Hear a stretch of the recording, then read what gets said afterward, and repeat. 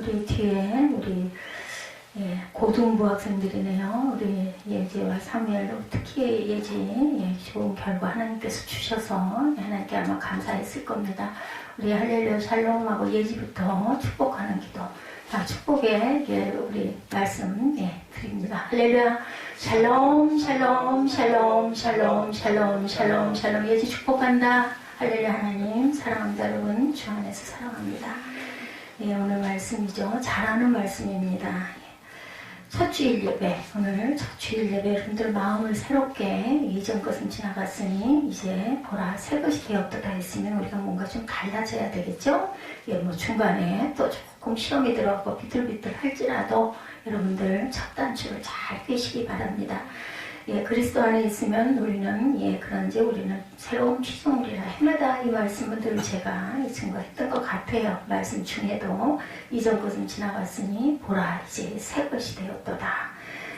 우리가 어떤 존재로 올해를 살아갈 것인지 하나님께서는 다 알고 계시는데 우리는 계획할 뿐이에요. 그죠? 마음으로 소원을 빌고 계획을 할 뿐이지 이루고 이끌고 가시는 분은 하나님이십니다. 그래서 우리가 끊임없이 항상 기도하고 또 최선을 다해서 우리가 땀 흘려 노력해야 됩니다. 바울은 그리스도 안에 있으면 새로운 피조물이다 이렇게 말하죠. 예수를 믿는다는 것은요, 여러분들 새로운 피조물, 새로운 존재가 되는 것을 의미합니다. 저 사람 예수 믿더니 달라졌어? 뭔가 달라졌어? 뭐 얼굴에 기쁨이 있어? 아니면은 뭔가 그렇죠, 남을 돕고 도움 같은 걸 주고 따뜻해졌어? 뭐 밝아졌어? 뭐 이런 얘기를 들어서 예수 믿더니 왜 저 지경이야? 하면 안 되겠죠. 예수님을 믿을 때 저와 여러분은 죄인이 아닌 하나님의 자녀가 됐어요. 제가 여러분들 말씀 카드 뽑은 거를 저도 게으름을 좀 떠느라고 좀 미뤄놨다가 오늘 오전에 에스더 전사님 조금 일찍 오셔가지고 이게 누구 거예요 하다가 좀 시간이 보냈는데 제가 아직 다 입력은 되지 않았습니다. 그래서 아까 찬양을 되도록이면 여러분들 정말 말씀이 다 좋더라고요. 뭐 말씀은 다 좋죠. 어떤 말씀이나 좋은데 본인 말씀이 참 좋구나 하는 생각을 제가 했습니다. 그래서 찬양을 말씀하고 관계가 있는 찬양들을 나름 고른다고 골랐고 되도록이면 간단하게 찬양을 하려고 노력은 했는데 모르겠습니다. 여러분들 송구영신 예배, 또 그 성탄 예배, 그리고 신년 예배, 또 오늘도 주일 예배 계속 연속 주일이 있어서 많이 힘드시겠다 생각이 들어서 휴일이 껴있는데도 불구하고 교회 왔다 갔다 하시느라고 거리가 멀지 않은데도 또 먼 분도 계시죠. 하나님 나라의 백성으로 새로운 삶을 살아가기 위한 다짐, 그런 다짐을 하고 우리는 살아갑니다. 항상. 그런데 새로운 피조물이 되기 위해서는 한 가지 조건이 있어요. 어디에서는 이 말씀의 은혜를 받았습니다. 이 말씀을 2번을 준비를 했어요. 지난번에 준비를 했다가 그게 어디론가 날아가가지고 신년 예배로 거꾸로 대치를 하고 다시 어제 내일 준비를 했는데 그리스도 안에 있어야 한다. 저는 이 말씀이 가장 크게 다가왔습니다. 하나님께서 우리를 부르신 이유는요, 우리를 그리스도 안에 들어가 영원한 생명과 영적인 풍성함을 누리고 살아가라고 택함받은 저와 여러분들인 줄로 믿습니다. 그래서 우리가 그리스도 안에 있으면 최고의 축복이 뭐예요? 샬롬이죠. 평화. 평강을 이루게 하는데 그 평강으로 과연 우리가 어떻게 이룰 것인가, 어디에서 이룰 것인가, 그리스도 안에서 이루셔야 할 줄로 믿습니다. 그래서 바뀐 세상에서는 세상이에요. 그리스도 밖에 있는 건 그죠? 세상과 분리가 되어 있어요. 하나님 나라와 세상의 나라는 달라요. 그리고 이 땅은 하나님의 나라가 아닌 세상의 나라입니다. 그리고 하나님의 나라는 새 예루살렘과 새 땅이죠. 우리가 죽어서 변형돼서 가야 할 땅, 그것을 우리는 바라보고 오늘도 매일매일 하나님 나라로 달려가고 있는 중입니다. 그래서 바뀐 세상에서는 하나님께서 주신 이런 축복을 누릴 수가 없어요. 제가 지난 신년 예배 때 말씀드렸지만 어디도 문제가 없는 곳은 하나도 없다 제가 말씀드렸어요. 우리가 그리스도 안에 있기 위해서 해야 할 일은 먼저 세상과 그리스도 사이에 있는 경계선을 넘는 결단과 행동이 필요합니다. 뭔가 경계를 넘어가려면 어때요? 두렵고 떨리죠. 내가 이걸 건너갈 수 있을까? 내가 이걸 뛰어넘을 수 있을까? 우리 예지가 수시 면접을 보면서 또한 그 수시에 낼 예, 그 자료를 준비하면서 마음을 조마조마하는 걸 제가 옆에서 봤어요. 이거 통과될 수 있을까? 이거 가지고 내면은 거기 심사하시는 분들이 좋은 점수를 줄 수 있을까? 두렵고 떨림이죠. 이런 마음과 결단이 있어야 된다라는 겁니다. 그리고 항상 우리 뒤통수를 끌어당기는 게 있어요. 어디서 끌어당겨요? 세상적인 생각들, 그죠? 세상적인 염려들, 세상적인 두려움들이 우리 머리 뒤통수를 자꾸 끌어당겨요. 그렇지만 나는 어디로? 그리스도 안으로 자꾸 달려가요. 우리 몸의 중심을 어디다 잡아요? 그리스도 안쪽으로 여러분들 기울이시기 바랍니다. 휘청휘청 넘어가려면 말씀 붙들고 앞으로. 우리 기도할 때 어떻게 이렇게 하고 기도하시는 분 별로 없어요. 물론 뭐 하늘을 쳐다보고 이렇게 하시는 분도 가끔은 있지만 대개는 기도할 때 숙이죠. 그렇기 때문에 그리스도 안으로 들어가시는, 저는 이 안이라는, 그리스도 안이라는 말씀이 너무너무 감동으로 왔습니다. 너무 많이 읽은 구절인데도 불구하고 어제 따라 그랬어요. 세상을 뒤로하고 그 경계선을 넘어 그리스도 안으로 어떻게 들어가요? 조금 들어가도 여러분 되도록이면 완전하게 들어가시기 바랍니다. 그래야 넘어지질 않죠. 자빠지지를 않아요. 그죠? 엎어져도 어디로 엎어져요? 하나님 안으로, 하나님 품으로 엎어지시기 바랍니다. 그럴 때 우리는 새로운 피조물이 된다는 거죠. 오늘날 미국이나 유럽의 많은 나라들이 자신들의 나라의 국경을 무턱대고 넘는 그런 난민들이 굉장히 많아가지고 어떻게 했으면 좋을지 우리나라도 적지 않은 것 같아요. 너무 먹고 살기가 어렵고 가난하고 힘들기 때문에 2015년 3월에 터키 지중해 해변에 파도에 떠밀려온 죽은 3살배기 어린아이의 사진이 세상에 공개되면서 세상 사람들을 슬프게 했던 적이 있었다고 합니다. 그 아이는 시리아의 내전을 피해서 유럽으로 피난 가려고 배를 타고 지중해를 건너던 시리아 난민 중에 한 명이었다고 그래요. 시리아 난민들을 비롯해서 많은 난민들이 죽을 수도 있는데, 뭐 북한에서 오는 사람들도 그렇고 조선족도 그렇고 지금도 그죠? 죽을 고비를 넘기고 각오를 하고 생명을 내놓고, 그래서 대개는 가족들이 손에 손을 붙들고 죽어도 좋아, 그래도 우리는 그 땅에 가서 죽을 거야 하고 넘어오죠. 아니면은 먼저 노약자를 보내놓고 뒤에 아들이나 그죠? 아버지가 따라오는 그런 경우도 저는 참 많이 가끔 많이 봅니다. 제가 이런 부분들의 묵상들을 보면 정말 많은 간증들을 많이 해놨어요. 목숨을 거는 거, 생명을 거는 거죠. 그 국경을 넘어 다른 나라 안으로 들어가면 내가 좀 숨을 쉬고 살 수 있겠다, 편안한 삶을 살 수 있겠다, 새로운 삶을 사는 그 시작점이 될 수 있겠다, 이런 소망을 가지고 건너가죠. 때로 목숨을 걸 정도로 경계를 넘어가는 것이 그들에게는 가치가 있기 때문이에요. 가치가 없는 일에 우리가 투자하지 않아요. 누구나 어떠한 일이든지, 그죠?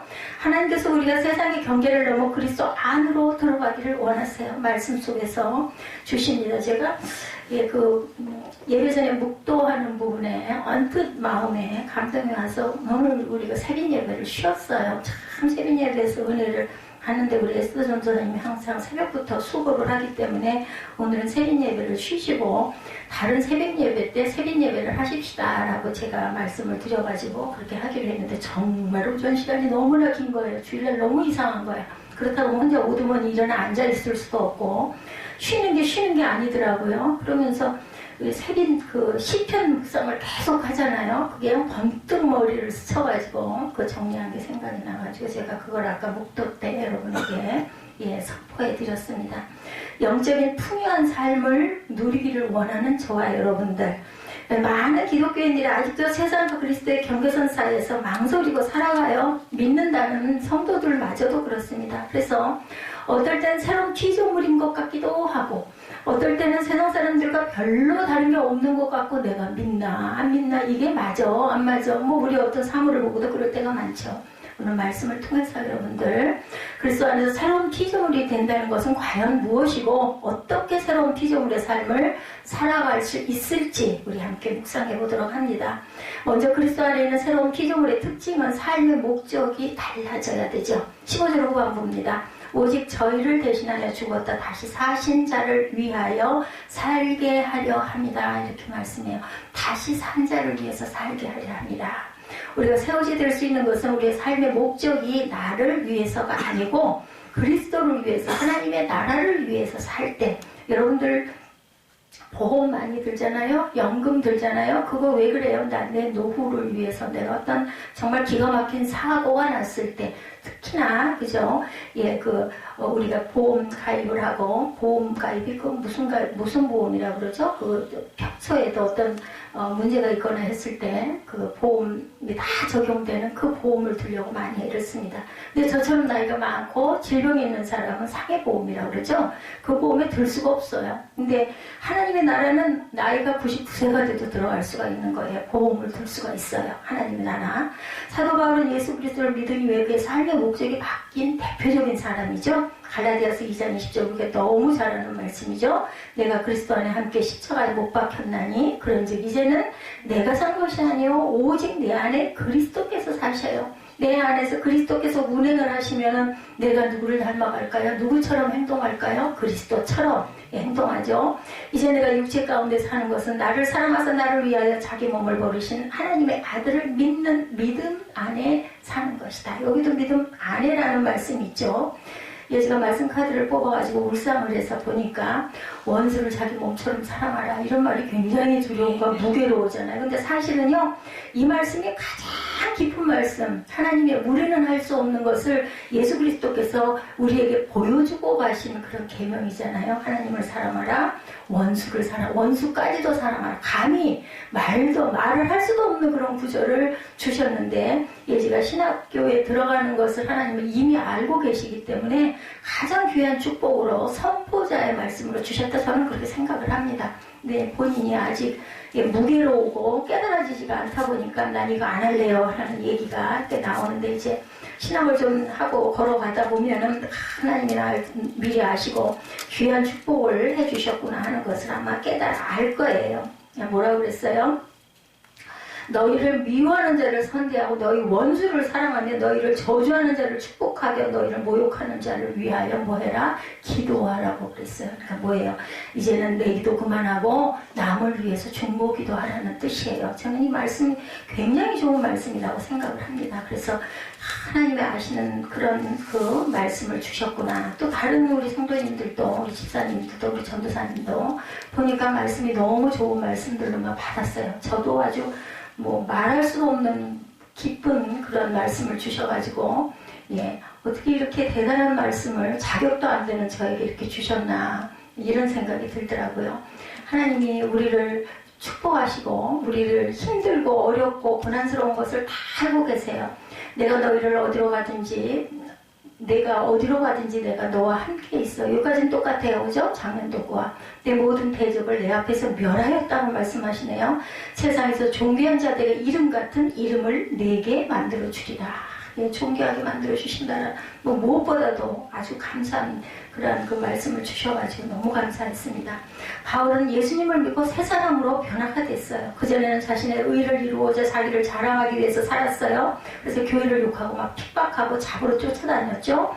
예수 그리스도를 믿고 새로운 피조물이 되고 나니까 예수만을 위해서 살게 되죠. 예수님 때문에 바울의 말이 달라지고 성품과 행동이 달라집니다.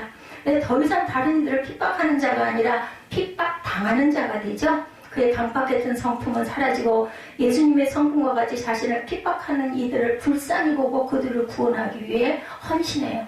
바울도 이렇게 하죠. 나를 핍박하는 자들을 오히려 불쌍히 보고 그들을 위해서 기도하고 그들을 변화시키기 위해서 헌신했던 바울이에요. 사도 바울이 자신이 속했던 세상을 버리고 그리스도 안으로 그 경계를 넘어 들어왔기에 이런 새로운 변화의 사람이 될 수 있었다. 분명히 여러분들 은혜를 받아도 노력이 필요합니다. 은혜를 굳게 붙잡고 계속 말씀 중심으로 가면서 나를 닦아나가는 노력, 헌신. 그래서 내가 거룩하니 너희도 거룩하라 말씀에도 뽑으신 말씀들에도 있는 것처럼 주님을 따라가는 길이 그렇게 쉽지는 않습니다. 그러니까 좁은 길로 가라고 말씀하시죠. 대로가 아니에요. 좁은 길, 남과 좀 다른 길. 근데 그게 막 세상에서 볼 때 너무나 멋진 길이 아니라 돌도 있고 울퉁불퉁하고 그죠? 걸러 올라가기 가파르고 숨가쁘고 이런 부분들이 구덩이도 있고 있습니다. 그걸 우리는 뚫고 가야 되고 그 길을 내가 걸어갈 때 주님께서 우리를 붙들어 주시죠. 우리가 그리스도 안에 있을 때 듣게 되는 말 뭔가 달라졌다 이런 말을 우리는 듣고 가야 되는데 교회 다니더니 사람이 바뀌었네. 말하는 것이 달라졌어. 말투가 달라졌어. 행동도 달라졌어. 자기 생각만 하더니 다른 사람 생각도 안 해. 배려도 할 줄 아네. 이런 말을 듣게 된다는 거죠. 교회 다닌다더니 아무 소용도 없어? 변화도 없어? 오히려 더 완악해졌어? 옛날만도 더 못해? 이런 말을 들어서는 안 됩니다. 이런 사람은 구원받은 사람이 못 돼요. 우리가 그리스도 안에 있다면 바뀔 수밖에 없죠. 왜냐하면 우리가 그리스도 안에 있으면 그리스도께서 우리를 새로운 피조물로 변화시키고 그러기 위해서 여러 가지 연단과 고난도 주십니다. 또 섬김도 주십니다. 때로는 내가 이게 무슨 손해야 이런 마음이 들지언정 하나님께서는 그 길을 잡고 가라고 그리자고 몰아넣으세요. 불순종하는 건 내 마음이에요. 내가 불순종할 수도 있습니다. 그런데 하나님이 원하시는 것은 불순종이 아니라 순종이겠죠. 그리스도께서 죄인인 우리를 살리기 위해서 영광된 곳에서 죄된 땅의 경계를 넘어오셨듯이, 그죠? 이제 우리가 나를 위해서 살던 세상의 경계를 넘어서 예수 그리스도 안으로 들어갈 때 새로운 피조물로서 하나님을 영광되게 하는 존재로 살아가게 되는 줄로 믿습니다. 그리고 두 번째, 새로운 피조물로 그리스도 안에 있기 위해서는 이전 것은 이제는 지나갔어요. 그죠? 보내버려야 합니다. 17절이죠. 이전 것은 지나갔으니 보라 새 것이 되었도다. He is a new creation. The old has gone. The new has come. 저는 이 말씀, 이 구절이 너무 좋아요. 어제 제가 그래서 레스 전사님한테 요즘 봐주세요 하고 몇 구절을 제가 부탁한 구절도 있습니다. old가 갔어요. 그죠? new has come. 새 것이 되었어요. 새 것이 되기 위해서는 이전의 것은 아낌없이 보내버려야 다 조금 아까운데 좀 아쉬운데 그런데 롯의 아내가 절대로 돼서는 안 되죠. 뒤돌아보고 뒤통수가 땡겨서 뒤로 돌아서서는 안 됩니다. 15절에 우리가 버려야 할 이전의 모습에 대해서 말하죠. 바로 자기 자신을 위해서 사는 것들이라고 얘기하고 있습니다. 사람들이 그리스도 안에 있지 못하는 이유는 예수를 믿는다고 하면서도 여전히 자신을 위해서 살려고 합니다. 이게 뭐예요? 본능이에요. 본능. 내가 먼저 내 자신을 위해서 자꾸 이런 부분은 우리에게 있는 본능이기 때문에 그것을 자꾸 죽이면서 가야 되는 거죠. 그가 모든 사람을 대신하여 죽으심은 예수께서 살아있는 자들로 하여금 다시는 그들 자신을 위하여 살지 않고 오직 그들을 대신하여 죽었다 다시 살아나신 이를 위하여 살게 하려 함이라 말씀해요. 자기 자신을 위해서 살지 않고 예수 그리스도를 위하여 살게 하려 합니다. 15절 말씀이 굉장히 의미가 깊은 말씀입니다. 모든 사람을 대신하여 죽으시면 살아있는 자들로 하여금 다시는 그들 자신을 위하여 살지 않고 오직 그들을 대신하여 죽었다 다시 살아나신 이를 위하여 살게 하려 합니다. 요한일서 2장 16절에도 이는 세상에 있는 모든 것이 육신의 정욕과 안목의 정욕과 이생의 자랑이니 다 아버지께로 쫓아온 것이 아니요 어디로 세상에서 쫓아온 것이다. 세상에 속한 사람들은 자신의 몸이나 눈의 만족을 위해서 살아가고 자기 자신을 자랑하기 위해서 살아갑니다. 근데 이게 뭐예요? 우리의 속성이에요. 가만히 생각해 보니까 그 안에 내가 들어있는 거예요. 그러니까 그걸 이기고 딛고 일어설 줄 알아야 되고 내가 아니라 그리스도의 영광을 위해서 살려고 노력하는 저와 여러분이 되셔야 돼요. 뭐해요? 노력하는 자들이 돼야 돼요. 왜냐하면 우리 본성이 이렇기 때문에 그것을 누르고 가야 된다. 육신의 만족과 자신을 자랑하는 것이 세상에 속한 사람들의 중요한 삶의 목적이고 최고의 가치입니다. 이전 사람에게 있어서 공부를 하는 목적도 내가 잘 되기 위한 것이고 좋은 직장을 구하고 돈을 버는 것도 자기 자신을 위한 거죠. 사실은 심지어 교회를 다닌다 할지라도 내 육신의 안위를과 풍요를 위해서나 나를 세상에 드러내기 위한 목적으로 나 이렇게 해서 봉사 20년 했어, 봉사 30년 했어, 나 어느 큰 교회에서 이런 직분을 맡고 있어. 자랑. 이게 뭐냐, 우리 안에 있는 거예요. 이거는 부정을 할 수가 없어요. 근데 그런 걸 자꾸 죽이게 나중에는 빚도 없이 그죠? 예, 이름도 없이 빚도 없이 아무런 내색하지 않고 아무런 입도 뻥긋 안 하고 수십 년을 그 돌아가신 그 탤런트 김자욱 씨인가요? 그분이 그렇게 저기 무슨 교회죠? 사랑의 교회. 거기서 꽃봉사를 다달이 몇백만 원씩 들여가지고 그렇게 수십 년 동안 꽃 봉사를 했다는 것을 안 걸리고 나중에 그 나온 그래서 제가 봤습니다. 그래서 그분이 늘 그렇게 웃는 얼굴, 그죠? 그분도 참 어려운 결혼 생활을 했어요. 첫 번째 실패했죠. 두 번째 결혼해가지고 또 갈등이 굉장히 많았는데 예수를 만나고 나서 그렇게 봉사를 하시면서 가니까 그렇게 얼굴이 항상 해처럼 항상 지금도 돌아갔지만 지금도 가끔 보이잖아요. 드라마나 뭐 이런 거 넘기다 보면 항상 화사하게 묻는 목소리 떠올라만 어쩜 그렇게 이쁜지 몰라요. 그런 모습으로 변화될 수 있었구나. 저는 그런 감동이 오더라고요. 우리 얼굴에 드러납니다. 그 사람의 모습이. 하나님께서는 우리가 이전에 나를 위하여 살던 옛사람의 모습을 버리고 새로운 피조물이 되기를 원하세요. 그리고 자꾸 환경을 열어주세요. 그런 쪽으로, 봉사의 쪽으로, 섬김의 쪽으로, 기도의 쪽으로. 그래서 제가 예지에게 하나님께서 남을 위해서 기도하라고 이 말씀을 주셨구나. 저는 그런 깨달음이 있었습니다. 그러기 위해서는 무엇이 정말로 가치가 있는지 그 가치의 변화가 중요합니다. 내 몸의 풍요와 만족, 나 자신의 자랑을 위해서 살아가는 것보다는 더 중요한 가치가 있음을 깨달아야 되고 이제 그때 자라가겠죠. 그죠?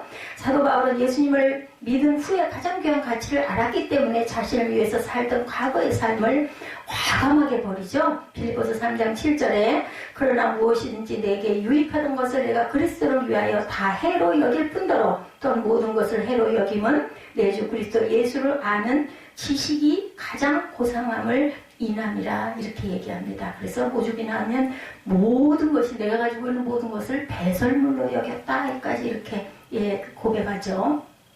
그리고 나는 매일 죽노라 이런 고백도 합니다. 그리고 오호라 나는 공고한 저로다 단식도 합니다. 바울은 자신이 핍박했던 그 예수가 다른 어떤 것보다도 가장 귀한 가치가 있는 분이라는 것을 깨닫죠. 그래서 바울은 자신이 가진 세상적인 모든 것을 포기하더라도 예수 그리스도 안에 머물고자 했던 거예요. 예지야. 고린도 전후서 누가 썼어? 바울 사도가 썼어. 그래서 지금 바울 얘기를 계속하는 거 알지?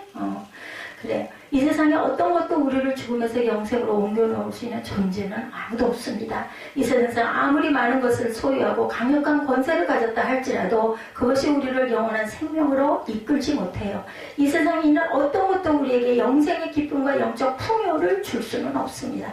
아무리 우리가 세상에 있으면서 비싼 보험을 든다 해도 우리 살아있는 동안이에요. 우리가 돌아간 다음에는 그런 것들이 다 없어져 버려요. 이제 그다음부터는 어디? 하늘에 있는 것들, 하늘에 우리가 무엇을 쌓고 하늘에서 나를 하나님이 아시는지 모르시는지 그게 가장 중요하다는 그 준비를 우리는 열심히 하고 가야 합니다. 결과적으로 보면 나를 위한 준비예요. 그것도 또한 하늘나라를 바라보고 섬기는 것도 그리스도만이 우리를 죄로부터 구원해 주시고 우리로 하나님의 자녀로 영생으로 살아갈 수 있도록 하시는 유일한 분인 줄로 믿습니다. 그리고 그리스도 안에 있을 때 하나님 자녀의 특권을 누리면서 살게 됩니다. 마지막으로 새로운 피조물은 하나님과의 화목을 가장 중요시하는 사람들이죠. 오늘 본문 중심 요절로 제가 요절에 올려놨죠. 19절이죠. 하나님께서 그리스도 안에 계시사 세상을 자기와 화목하게 하시며 그들의 죄를 그들에게 돌리지 아니하시고 화목하게 하는 말씀을 우리에게 부탁하셨느니라. 우리의 죄를 우리에게 돌리지 않으셨어요. 우리는 죄를 지어가지고 아무리 기도를 해도 회개를 해도 씻을 수가 없는 그것을 예수께서 십자가에 못 박혀 돌아가심으로 인하여 우리에게 그를 믿는 자에게 의롭다 칭함을 주셨습니다. 그렇기 때문에 그 화목을 이루게 하시려고 우리 죄를 그들에게 돌리지 아니하셨어요. 화목하게 하는 말씀을 우리에게 부탁하셨습니다. 우리는 늘 화목의 말씀을 입술로 고백할 줄 알고 화목의 축복을 선포할 줄 아는 저와 여러분이 되셔야 할 줄로 믿습니다. 그래서 20절에서 바울은 고린도 교인들에게 그리스도를 대신하여 간청하는 것이 있죠. 너희는 하나님과 화목하라. 우리가 한 해를 지나고 한 해를 보내고 새로운 한 해를 맞으면서 할 수 있는 대로 모든 사람들과 평화하기를 힘써야 되겠습니다. 우리 2020년, 21년 마지막 선구영신 때는 내가 그래도 화목을 쌓아왔나이다 라고 기뻐하며 고백할 수 있는 저와 여러분이 되시기 바랍니다. 가장 화목하게 힘써야 할 대상은 바로 하나님이시죠. 하나님과 저와의 관계, 나와 하나님과의 관계. 아까 제가 찬양 나의 하나님, 너의 하나님이 찬양했죠.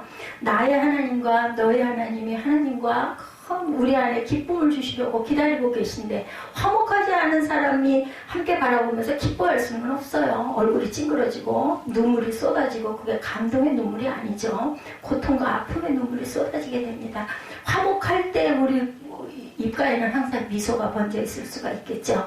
하나님과 불화한 사람은 축복될 수가 없어요. 우리가 세상에 속해서 나 자신을 위해 살아갈 때 하나님과 불화할 수밖에 없어. 왜냐하면 세상은 하나님과 적대 관계에 있기 때문에 우리가 세상적으로 자랑할 것이 많고 사람들이 부러워하는 삶을 살아간다 할지라도 하나님과의 관계가 불화하면 그런 것들은 아무 가치가 없습니다. 절대로 화목을 느낄 수가 없어요. 가진 게 아무리 많아도. 우리가 누구보다 화목해야 할 사람은 하나님이시죠. 우리가 이 세상에 많은 사람들과 화목하더라도 하나님과 화목하지 못하면 그 삶은 하나님의 진노 가운데 있을 수밖에 없습니다. 다른 사람과 만날 시간이 없어도 하나님과 만나기 위해서 시간을 내어 기도하고 예배를 기뻐해야 합니다. 다른 사람의 말을 못 들어도 하나님의 말씀은 듣기 위해서 말씀의 자리로 나와야 되죠. 다른 사람의 말은 순종하지 못해도 하나님의 말씀은 목숨을 다해 순종하려고 최선을 다해야 됩니다. 그게 잘 안 될 때는 하나님 순종의 은혜를 주시옵소서, 순종할 수 있는 마음을 주시옵소서. 우리는 이렇게 솔직하게 고백하고 기도해야 합니다. 그때 우리는 새로운 피조물로 그리스도 안에서 하나님과 화목한 삶을 살아갈 수가 있죠.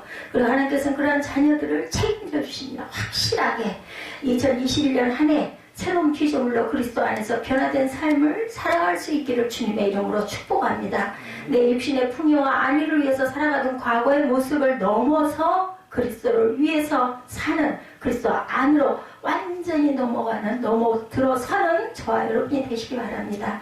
작년이나 올해나 그 해가 그 해고 해만 가는구나, 1년 또 갔네, 이게 아니라 정말 이제 예수를 위해 살아가는 참 성도야. 이런 축복을, 이런 주변에 많은 사람들이 이런 축하를 할 수 있는, 정말 축하를 받을 수 있는 저와 여러분들 새로운 피조물의 삶을 잘 살아가는 저와 여러분 되시기를 주님의 이름으로 축복합니다.